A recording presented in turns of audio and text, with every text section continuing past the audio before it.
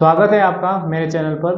मेरा नाम सतीश शर्मा है और आज हम आपके लिए जो टॉपिक लाए हैं वो इतिहास से रिलेटेड लाए हैं और जिसमें आप देख पा रहे हैं प्राचीन इतिहास के प्रमुख स्रोत कौन कौन से इंपॉर्टेंट सोर्सेज हैं जो आपके टीजीटी एग्जाम के लिए, यूपीएससी के लिए और सभी एग्जाम, कॉम्पिटेटिव एग्जाम के लिए बहुत इंपॉर्टेंट होने वाले हैं।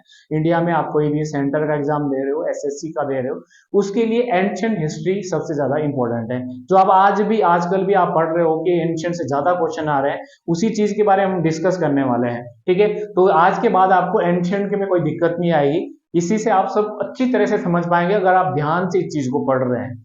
तो आप प्राचीन इतिहास के जो प्रमुख स्रोत हैं वो आप देख पा रहे हैं, पुरातात्विक स्रोत, साहित्यिक स्रोत और विदेशी स्रोत। वैसे जो विदेशी स्रोत हो आता तो वो साहित्यिक स्रोत में ही है। ठीक है, इसी का कई आपको अलग अलग किताबों में इसी का भाग दिखा जाएगा, बट हम दोनों तीनों के बारे में हम अलग अलग डिस्कस करने वाले हैं। तो पहले जो हम डिस्कस करने वाले हैं वो पुरातात्विक स्रोत के बारे में डिस्कस करने वाले हैं, जिसमें कि अभिलेख सबसे इंपॉर्टेंट चीज रहेगी। अभिलेख आप सिंपल शब्दों में समझो, पहले आपको ये पता जरूर होना चाहिए कि पुरातात्विक स्रोत होते क्या है। पूरा तत्व यानी कि पुरानी जो चीजें जो धरती के नीचे जो जो खोजी गई वो कौन कौन सी है? अभिलेख, सिक्के, स्मारक, चित्रकला, मूर्तिकला, मृदभांड, ताम्रपत्र। ये धरती से नीचे से मिलेंगे। यहां से ना तो कोई लिखित साक्ष्य मिले, ना ये कुछ ऐसा लेना देना उस चीज से है। तो पुरातात्विक वो चीजें जो इस चीजों से हम धरती के नीचे से जो चीजें मिली है। एग्जाम्पल के तौर पर आप कह सकते हो पुरातात्विक अगर इतिहास एंशियंट में आप देखते हो, एंशियंट में आप देखते हो तो आपने पाषाण काल देखा होगा। पाषाण काल के बारे में आपको पता होगा, और पाषाण काल को पूरा पाषाण काल, मध्य पाषाण काल, नव पाषाण काल, ये सारा का सारा किस पे डिपेंड है? पुरातात्विक स्रोत पर। जो आप एंशियंट में पढ़ते हो जो भी चीजें हैं वो किस पे डिपेंड है? पुरातात्विक पर। जिसमें से पहला टॉपिक है अभिलेख। अभिलेख सीधी सी बात आपने समझना है, अभिलेख होते हैं जो किसी दीवारों पर लिखे गए हैं। सीधी सी बात, जो किसी दीवारों पर, स्तंभ या गुफा के अंदर जो चीजें मिले। अगर आपसे क्वेश्चन पूछा जाए कि सबसे प्राचीन अभिलेख किस चीज के हैं, सीधे तो आप सीधा लिख सकते हैं अशोक के अभिलेख। ठीक है, अगर आपसे विश्व से पूछे, अगर पूछे विश्व के सबसे प्राचीन अभिलेख कहां से मिले हैं, तो आप तुर्की से मिले हैं और 1400 बीसी में मिले हैं। तो अशोक के अभिलेख पूरे डिपेंड किस पे हैं? अभिलेख पे डिपेंड है। ठीक है, इसके अलावा और भी बहुत सारे एंशियंट में इंपॉर्टेंट है, बट शुरुआत अशोक के अभिलेख की यहीं से होती है। दूसरा जो आप पुरातात्विक का दूसरा भाग देख रहे हो वो है सिक्के। सिक्के में जो सबसे ज्यादा जो इतिहास पता चलता है वो मौर्योत्तर काल का पता चलता है, यानी जो मौर्य साम्राज्य के पतन के बाद आपने पढ़ा होगा, चाहे देखा होगा आपने, जो जी विदेशी शासक और देशी शासक, उसमें से अगर आपसे क्वेश्चन पूछा जाए कि सोने के सिक्के किसने चलाए, ये पता ना चाहिए। अगर आपसे पूछे कि चांदी के सिक्के किसने चलाए, ये आपको पता ना चाहिए। अगर आपसे पूछे कि तांबे के सिक्के किसने चलाए, अगर आपसे ये पूछा जाए, अगर आपसे पूछे शीशे का सिक्का किसने चलाए या शीशे के सिक्के किसने चलाए, और हाँ अगर ये पूछा जाए कि चित्रकारी सिक्के किसने चलाए, तो वो भी आपको पता होना चाहिए। हाँ, इसी पे आते हैं, सोने के सिक्के किसने चलाए? यूनानियों ने। ठीक है, क्योंकि यूनान उसके बाद आए, अशोक के या अशोक के जो समय जो मौर्य साम्राज्य था उसके पतन के बाद आए हैं यूनान। अगर चांदी के पूछा जाए तो मौर्य, यानी कि इससे पहले, यानी कि पहले जो सिक्के चलाए गए वो चांदी के चलाए गए, याद रखना आपने इस बात में। उसके बाद तांबे के चलाए गए हैं कुषाण ने, कनिष्क सुना होगा आपने, उन्होंने तांबे के सिक्के। अगर पूछे सातवाहन, सातवाहन तो उन्होंने चलाए हैं शीशे के सिक्के। तो ये चीज आपको, यानी अगर सिक्के नहीं मिलते धरती के नीचे तो आप शक के बारे में नहीं जानते, कुषाण के बारे में नहीं जानते, यूनानियों के बारे में नहीं जानते थे। तो ये आपने इंटरेस्ट है क्योंकि इसके ऊपर चित्रकारी मिली है, इससे पता चलता है कि वहां ये करते हो, क्योंकि राजा अपनी प्रशंसा के लिए कुछ ना कुछ चित्रकारी पर करते थे, सिक्कों पर लिखते थे। तो ये आपको इंपॉर्टेंट है। उसके बाद इमारत, स्मारक और इमारत आपको फर्क पता होना चाहिए। दो मंजिला होती है इमारत, होती है स्मारक, जो आप पुरानी चीजें चाहिए। अब इसमें क्या इंपॉर्टेंट चीजें जो आपको सबसे इंपॉर्टेंट चीजें आपने याद रखनी है, इसमें सबसे इंपॉर्टेंट चीजें जो आपके लिए बहुत इंपॉर्टेंट है, वो आपके लिए सबसे ज्यादा इंपॉर्टेंट है, वो है आपके मंदिर शैलियां। आपको मंदिर शैलियां पता होनी चाहिए कि भारत में कौन कौन सी शैली के मंदिर बनाए गए हैं, इंपॉर्टेंट चीजें। अगर पूछे आपको कि उत्तर भारत में कौन सी शैली है, क्वेश्चन ये पूछा जा सकता है कि उत्तर भारत में कौन सी शैली है, तो आप क्या लिखेंगे? नागगर शैली। ठीक है, अगर आपसे ये पूछे कि नागगर शैली की शुरुआत किसने की, तो नागर शैली की जो शुरुआत की है वो गुप्त काल में, क्योंकि गुप्त काल से पहले मंदिर ही नहीं बनाया गया है। इंटरेस्टिंग बात बता दूं, गुप्त काल से पहले कोई मंदिर ही नहीं बनाए गए, यानी कि हड़प्पा सभ्यता में जो मंदिर भी नहीं मिला है, तो वो सारी चीजें आपको इसमें अगर पूछे जाए कि जो दक्कन का इलाका है वहां पर कौन सी शैली थी, तो उसको बोलते हैं बैसर शैली, उसको बोलते हैं बैसर शैली। अब पूछे आपसे कि बैसर शैली की शुरुआत किसने की, इंपॉर्टेंट क्वेश्चन है, बैसर शैली की शुरुआत किसने की, तो बादामी के चालुक्य, इंपॉर्टेंट आपने याद रखना है। अगर पूछे कि पूरे दक्षिण भारत में कौन सी शैली है, तो दक्षिण भारत में आपकी कौन सी है, द्रविड़ शैली। अब द्रविड़ शैली, ठीक है, द्रविड़ शैली अगर पूछे कि द्रविड़ शैली की शुरुआत किसने की, तो उसका आंसर आएगा चोल वंश। आपने सुना होगा चोल वंश आपके ज्यादातर आंध्र प्रदेश में रहते हैं। अब विशेषता यह है कि नागर शैली और द्रविड़ शैली के मिलकर क्या बनता है, बैसर शैली। अगर आपको आर्किटेक्चर बताऊं, आपने साउथ इंडिया में जितने भी देखे होंगे, साउथ इंडिया में जितने भी आपने मंदिर देखे होंगे इस टाइप से आपसे मिल रहे होंगे, ये सारे के सारे किस शैली के हैं, नागर शैली के। ये सारे के सारे कौन सी शैली के हैं, नागर शैली के, ये आपको पता होना चाहिए। उसके बाद अगर द्रविड़ पे आते, क्योंकि बैसर शैली तो दोनों का मिश्रण है, तो अगर आपसे पूछे कि द्रविड़ शैली के कैसे होता है, तो आप लिख सकते हैं, नीचे वाला जो लिख सकते हैं वो आयताकार, आपका आयताकार है, फिर वो इस टाइप के बने होंगे। आपने साउथ इंडिया में ये ऐसे ऊंचे आकार के देखे होंगे, ये सारे के सारे किस शैली के हैं, द्रविड़ शैली के। तो इन दोनों को मिलाकर क्या बना है, बैसर शैली। सीधी सी बात, बैसर शैली बनी है, तो ये आपको इंपॉर्टेंट चाहिए कि कौन सी किस शैली का है, ठीक है। ओके, स्मारक पे डिपेंड करते हैं, ठीक है। अगर स्मारक की बात की जाए तो एक एग्जांपल और दे देता हूं, आपने स्नानागार सुना होगा, स्नानागार सुना होगा आपने मोहनजोदड़ो से मिला, वो भी एक स्मारक है। और अगर इसी के एग्जाम्पल है तो अनानागार एक इमारत है, क्योंकि दूसरे मंजिल पर अन्न रखा जाता था, तो एग्जाम्पल के तौर पर इससे इतिहास पता चल रहा है। उसके बाद आते हैं चित्रकला। चित्रकला में आपने बेसिक से सुना होगा, चित्रकला से कैसे पता चलता है हमें इतिहास का, एंशिएंट का। चित्रकला में सबसे इंपॉर्टेंट चीजें आपने देखी होगी, एलिफेंटा की गुफाएं। भीमबेटका पे आते हैं, इसे ए और बेटर समझेगा, भीमबेटका, ठीक है, भीमबेटका की गुफाएं सुनी होगी आपने, एलोरा की सुनी होगी, ठीक है जी, एलोरा की सुनी होगी, एलिफेंटा की सुनी होगी, ठीक है, ये आपने गुफाएं सुनी होगी, बाघ की गुफाएं सुनी होगी, अजंता का।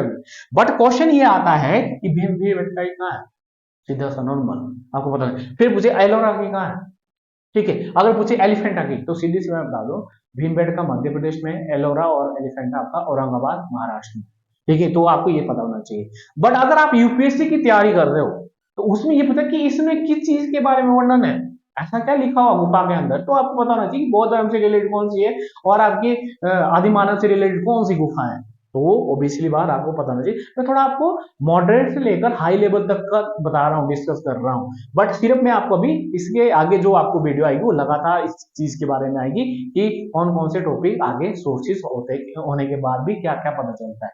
उसके बाद मूर्ति कला पे आते हैं। मूर्ति कला में क्या करेंगे आप, जो मूर्ति कला है, मूर्ति कला में आपने सुना होगा गांधार कला, यूनानियों ने लाई गांधार कला, आपने मथुरा कला सुनी होगी। इन दोनों की रचना मौर्योत्तर काल में की गई है, यानी मूर्ति तो बनती थी सिंधु घाटी से, पर परिपक्व आपकी इस काल में। सीधी सी बात, इसमें गांधार कला में सीधा सा वर्णन है यूनानी और बौद्ध धर्म के बारे में, बट मथुरा में आपके इस चीज के बारे में है जिसमें शिव भी आएगा, ठीक है। तो ये इंटरेस्टिंग बात ये पता चाहिए, तो ये आपको पता होना चाहिए। मृदबाण, मृदबाण का मतलब सिंपल शब्दों में, यहाँ पे नाम से तो आपको अजीब सा लग रहा होगा, बट मृदबाण का मतलब है घड़ा, मिट्टी का घड़ा, जो एंशिएंट पीरियड में बनाते, उस पर चित्रकारी बनाते थे, ठीक है। तो वो भी कई प्रकार के थे, ओसीपी, बीआरडब्ल्यू, पीजीडब्ल्यू, ठीक है, ओसीपी, बीआरडब्ल्यू, पीजीडब्ल्यू, एनपीआरडब्ल्यू। ओसीपी मतलब गेरुए रंग के, बीआरडब्ल्यू मतलब black and red wear, PGW मतलब पेंटेड, चित्रकारी की गई है। ऐसे जो घड़े बनाए जाते हैं एंशिएंट पीरियड पे, उससे हमें इतिहास का पता चलता है कि कैसे यूज करते थे। उसके बाद ताम्रपत्र, ताम्रपत्र मतलब तांबे पर कुछ लिखा गया, और ताम्र पर क्या चीजें हैं, भूमि दान का उल्लेख है, सिर्फ भूमिदान का वर्णन मिलता है, ठीक है, उस चीज के बारे में। तो ये सारी चीजें हैं जो आपको इसके बारे में पता होना चाहिए। उसके बाद है साहित्यिक स्रोत। साहित्यिक स्रोत को दो भागों में बांटा जाता है, ठीक है, एक है धार्मिक साहित्य और एक है आपका धर्मांतर साहित्य, ठीक है। धार्मिक साहित्य को जो हिंदू धर्म से और दूसरे जो नास्तिक और आस्तिक है उस चीज के बारे में बांटा गया। तो पहले हम जो डिस्कस करने वाले हैं वो ब्राह्मण साहित्य। ब्राह्मण में आपने वेद, वेद ऑब्वियसली बात आपको पता होगा वेद कितने होते हैं, तो ऑब्वियसली बात 4 वेद होते हैं, ठीक है। आपके ऋग्वेद, ठीक है जी, ऋग्वेद के बारे में आप पढ़ेंगे, ठीक है। उसके बाद सामवेद, यजुर्वेद और अथर्ववेद, ठीक है। 4 वेद है, सभी को पता होगा, ठीक है। ऋग्वेद सबसे प्राचीन है, यजुर्वेद में यज्ञ के बारे में है, आपके अथर्ववेद में जादू टोने के बारे में है, और सामवेद मतलब कि संगीत के बारे में। सीधे सिंपल है। ब्राह्मण ग्रंथ यानी कि दोनों की जो रचना की गई है बाद में, वो इसको समझाने के लिए की गई है। लोग समझ नहीं पा रहे थे तो उसको अच्छे से सरल भाषा में समझाने के लिए ब्राह्मण ग्रंथ और आरण्यक की रचना की गई। ब्राह्मण ग्रंथ जो घर में लिखे गए हैं, आरण्यक जो जंगल में लिखे गए, सीधा सिंपल बात। उसके बाद उपनिषद। उपनिषद पहले तो आपको पता नहीं चाहिए कि टोटल कितने हैं, ठीक है। तो टोटल कितने हैं? 108, सीधी सी बात, ठीक है। अगर वेदांग सेम कितने हैं? टोटल 6, सिंपल सी बात है। षड दर्शन कितने? टोटल 6, ठीक है। पुराण कितने? 18, टोटल पता होना चाहिए। उसके बाद महाकाव्य कितने? 2। अब आपको इंपॉर्टेंट चीज क्या पता होना चाहिए, उपनिषद का मतलब क्या होता है, ठीक है। उपनिषद का अर्थ मतलब आप सकते हैं शाब्दिक अर्थ क्या है, तो गुरु के समीप बैठना, सीधा। अगर आपसे पूछे कि सबसे बड़ा उपनिषद कौन सा है, तो उसको बोलते हैं बृहदारण्यक उपनिषद।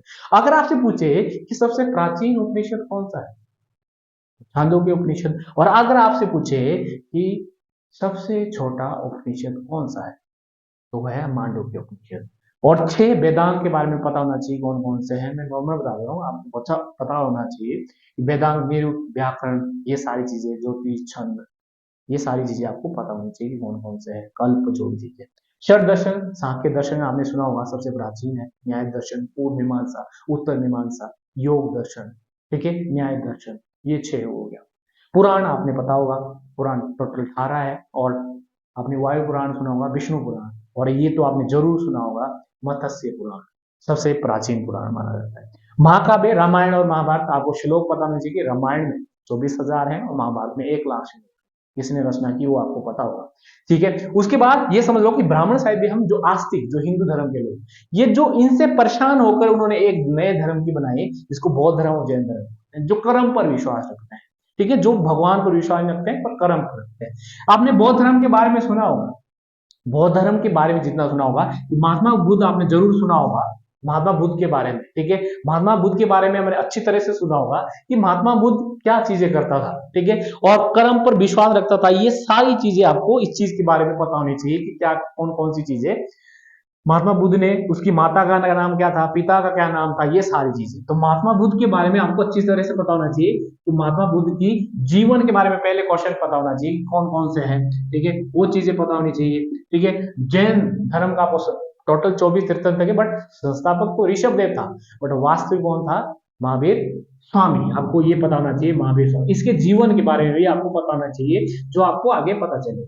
तो ये सारी चीजें हैं जो आपको इस चीज के बारे में अच्छी तरह से पता होना चाहिए। तो ये आपके बौद्ध धर्म। अब आते हैं जो इसका दूसरा भाग है साहित्य स्रोत का, जिसमें ऐतिहासिक मैंने हेडिंग दी, इसमें लिखेंगे आप मेगास्थनीज की इंडिका, ठीक है, ये ऐतिहासिक पुस्तक है, मेगास्थनीज की इंडिका, ठीक है, कौटिल्य का और अर्थशास्त्र, ठीक है, बाणभट्ट का हर्षचरित्र, ठीक है। तो ये आपको इनके बारे में किताबें पता होनी चाहिए, ठीक है, कि कौन कौन सी किताबें किसकी है। तो जैसे मैंने बताया कि इंडिका, ठीक है, ये पता होना चाहिए। अर्थशास्त्र, इसमें क्या क्या वर्णन है, ये इसमें ऐतिहासिक में आता है। बाणभट्ट का हर्षचरित्र, ठीक है, कलहण की राजतरंगिणी, ठीक है, ये आपको अच्छी तरह से पता होनी चाहिए, ये ऐतिहासिक ग्रंथ में आता है, ठीक है। उसके बाद विदेशी स्रोत पे आते हैं। विदेशी स्रोत को 3 भागों में बांटा है। विदेशी स्रोत मतलब जो विदेशी इंडिया के में आए, इंडिया के बारे में लिखा, सीधी सी बात, ठीक है। तो यूनानी जो इंडिया में आए और इंडिया के बारे में लिखा, तो इसमें से आपको कई चीजें आपको दिख भी रही होगी जो आपने पढ़ी भी होगी, ठीक है। इस चीज के बारे में आपको अच्छी तरह से पता होना चाहिए कि क्या क्या चीजें इसमें बातें की जा रही है, ठीक है। तो वो आपको बहुत इंपॉर्टेंट पता होना चाहिए।